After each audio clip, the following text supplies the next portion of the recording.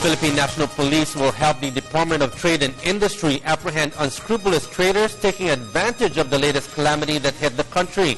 The DTI earlier imposed a price freeze on basic commodities in calamity areas. Alvin Baltazar reports.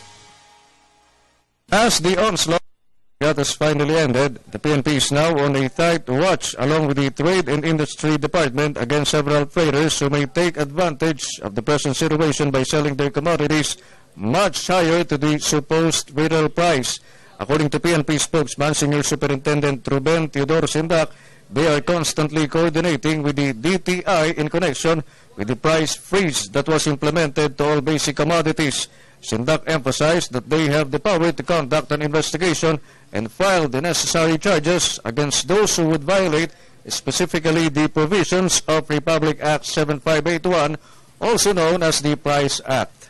Meron silang mga price monitors na umiikot na nag-iikot sa mga pangunahing pamilihan sa palengke at umaalalay po ang kapulisan para lalo-lalo sa investigation at sa pagsasampa ng kaukulang kaso kung may mga violation na uhuli.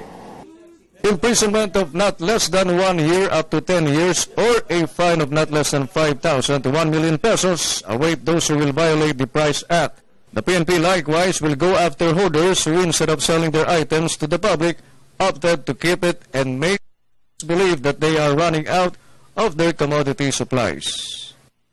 Kasama na rin po dito yung siyempre bukod sa pag-monitor ng price freeze ay yung mga posibleng yung mga magnanakaw, looters, di ba, hoarders, di ba ho?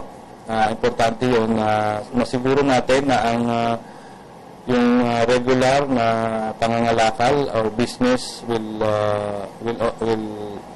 be secured at hindi magkakaroon ng mga abnormal fluctuations.